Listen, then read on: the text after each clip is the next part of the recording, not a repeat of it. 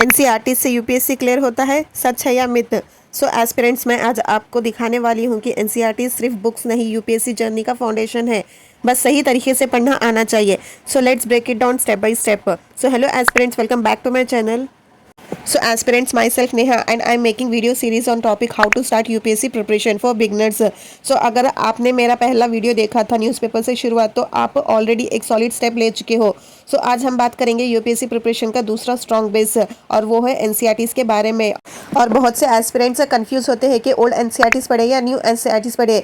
सो इस कंफ्यूजन को दूर करने के लिए मैंने एक डिटेल वीडियो बनाया है. इसका लिंक मैं आपको डिस्क्रिप्शन बॉक्स में दे दूंगी, आप जाके वहाँ पे चेक ज़रूर कर लेना. सो चलिए शुरू करते हैं आज का वीडियो. सो एस्पिरेंट्स, सबसे पहले समझते हैं एनसीईआरटीज़ क्यों इंपॉर्टेंट है. सो एनसीईआरटीज़ डायरेक्टली गवर्नमेंट सोर्स से आती है, तो फैक्ट्स रिलायबल होते हैं. सो लैंग्वेज सिंपल होती है और कॉन्सेप्ट्स क्लैरिटी मिलती है. सो प्रीलिम्स और मेंस दोनों के लिए बेस बनाते हैं. और हाँ, यूपीएससी ने पिछले कुछ सालों में एनसीईआरटी से डायरेक्ट क्वेश्चंस पूछे हैं, तो बिना एनसीईआरटीज़ के यूपीएससी का बेस तैयार ही नहीं होता है. और अब सवाल आता है, कौन सी एनसीईआरटीज़ पढ़नी है, किस क्लास की पढ़नी है और कौन से सब्जेक्ट की. सो मैं आपको सब्जेक्ट वाइज ब्रेक डाउन करके बताती हूँ. So history subject class 6 to 12 की एनसीईआरटी पढ़नी है, specially class 6 to 8 our past series, and class 9 to 10 India and contemporary world, and class 12 themes in Indian history part 1, part 2 and part 3. So old NCERTs by R.S. Sharma ancient, Satish Chandra medieval, and अगर मिल जाए तो ज़रूर पढ़े.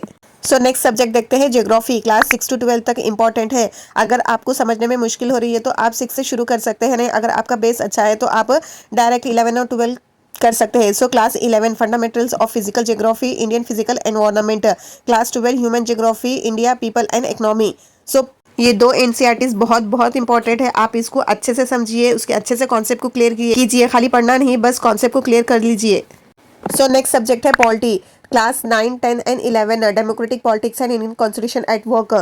सो aspirants, this NCERTs build strong base before reading the Laxmikanth.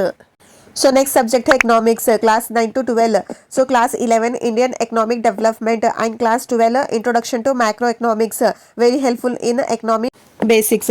So next subject है science. Class 6 to 10 just basic समझने के लिए, कोई डीप साइंस नॉलेज नहीं चाहिए, बस एनसीईआरटीज़ लेवल का logic. So art and culture optional है but very useful. Class 11 and introduction to Indian art. So ये बुक कल्चर के लिए यूजफुल होती है, specially GS paper 1 and prelims के लिए.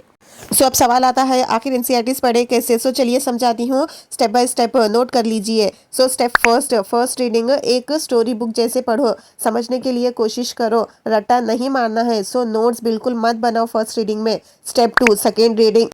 सो इम्पॉर्टेंट लाइंस को हाईलाइट करो, अंडरलाइन करो, देखो यूपीएससी क्या पूछ सकता है. So focus on concepts and facts. Step 3 third reading. अब शॉर्ट नोट्स बनाओ, chapter wise, crisp and clear. So aspirants, यहाँ पर एक इंपॉर्टेंट बात है, आप जब भी अपनी थर्ड रीडिंग कंप्लीट करो, कॉन्सेप्ट को क्लियर करो, तो पीवाईक्यू जरूर सॉल्व करके देखना, क्योंकि उससे ही आपको पता चलेगा कि आपका कॉन्सेप्ट क्लियर हुआ या नहीं. इसलिए टॉपिक वाइज एमसीक्यूज करके देखो. अगर आपने एमसीक्यूज को करेक्ट सॉल्व किया तो इसका मतलब आपका कॉन्सेप्ट क्लियर है. अगर नहीं, रॉन्ग किया, तो फिर से जाओ और कॉन्सेप्ट को क्लियर करो, और उसके बाद फिर से एमसीक्यू करके देखो. सो इससे आपका कॉन्सेप्ट क्लियर हुआ है या नहीं पता चलेगा. सो एस्पिरेंट्स, प्रीलिम्स के लिए फैक्ट्स एंड डेटा इंपॉर्टेंट है, और मेंस के लिए कॉन्सेप्ट्स एंड एनालिसिस. सो एक दिन में सिर्फ 2 सब्जेक्ट पढ़ो, जैसे 1 hour history and 1 hour geography starting में. सो एनसीईआरटीज़ को 60 से 75 दिन में कंप्लीट करने का गोल रखो.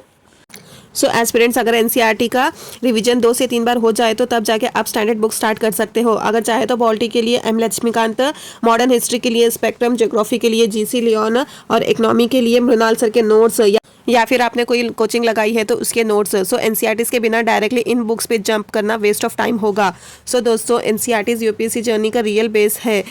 मत भूलना, क्लैरिटी, रिवीजन और कंसिस्टेंसी ही सक्सेस का फॉर्मूला है. सो अगर आपको एनसीईआरटीज़ रीडिंग ट्रैकर चाहिए इन पीडीएफ फॉर्मेट, तो कमेंट करो NCERTs please. So I will share the link. So अगर वीडियो हेल्पफुल लगा है तो don't forget to like, share and subscribe for more real relatable UPSC contents. मिलते हैं next video में.